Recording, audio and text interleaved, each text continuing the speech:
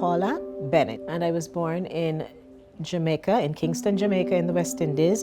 I'm a triple prime girl, bookmarks in 7, 11, 67. That's an interesting question because I'm a board certified family practice physician. Went to medical school in Buffalo, New York. I actually, it started in 2016 where I felt that I was a little bit frustrated with medicine, just the structure of medicine. And I thought, I cannot do this anymore, battling with insurance companies for coverage and so I decided to transition from preventive medicine to the ER.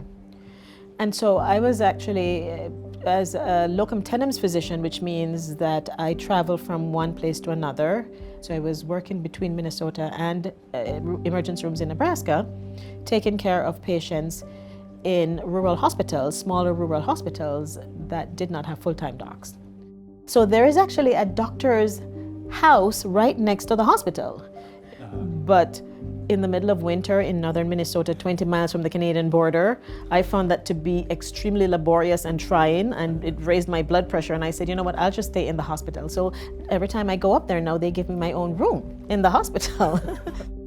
I started in San Diego with the cruise ships that came in. That was the first phase of the pandemic. If you remember, the cruise ship that was anchored off the coast of San Diego, and they had all those COVID patients that were on board and at sea for 2 weeks before they were even allowed to come onto land, and then they were transferred. I treated those patients that were either positive for COVID but developed no symptoms, or they had symptoms of COVID, but their tests came back consistently negative. There was an entire protocol for even going into the COVID zone, which was called the hot zone. You know, you had somebody their only job was to ensure that you were properly attired and dressed to go into this zone, because you realize that if you were not, you would bring COVID out with you and infect everybody else. You know, you'd have somebody who would put your gown on and they'd zip you up, and then they'd put your gloves on, and then they'd tape around your gloves, and then they'd put your mask on and your respirator on. You'd look just like you're going into, you know, you're going into space. Or we would have to, you know, you would have the mask and you'd have the shield, and they would discard the shields because there were so many of them. And then we began to realize that there was a shortage, and then we had to start sanitizing the shields. Patients were very scared, and they had access to television and they had access to the news. Many of them would say to me, you know, I think this is the end of days, this is the plague, you know, this is of biblical proportion, you know, and others, you know, the ones who did not got very angry because they could not understand why they were being sequestered in these locations.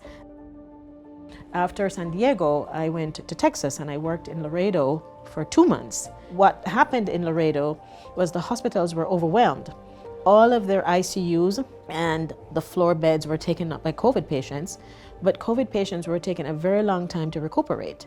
And so patients that still required oxygen and, you know, inhaler treatments, they were all sent off-site to these acute care facilities outside of the hospital that were equipped with oxygen tanks and so forth, and were staffed by doctors and nurses and respiratory therapists, and that's where I was. And I told you about the police officers, and very often they'd be the one escorting patients into us. And one of them came in and he said to me, oh, you know, I got COVID. And so he'd been off for a very long time recovering from COVID, and then had come back to work.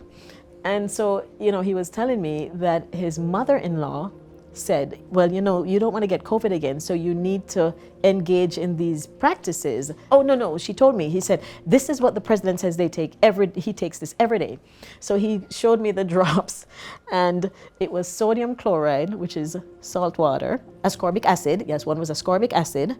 The short of it was none of those regimens have been proven. I broke it down to him and I explained to him in great detail how the virus replicates and why these things likely wouldn't work and why the ACE inhibitors work. And he said to me, oh, I understand. Oh, no, that makes sense. And then he said, well, you know, it's time to take my regimen that my mother-in-law said.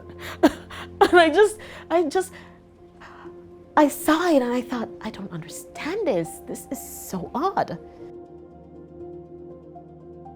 Support for Facing a Changed World, an oral history of the COVID-19 pandemic, comes from the Margaret Ann Martin Everest Foundation, the Kind World Foundation, Humanities Iowa, the Friends of Siouxland Public Media, and listeners like you.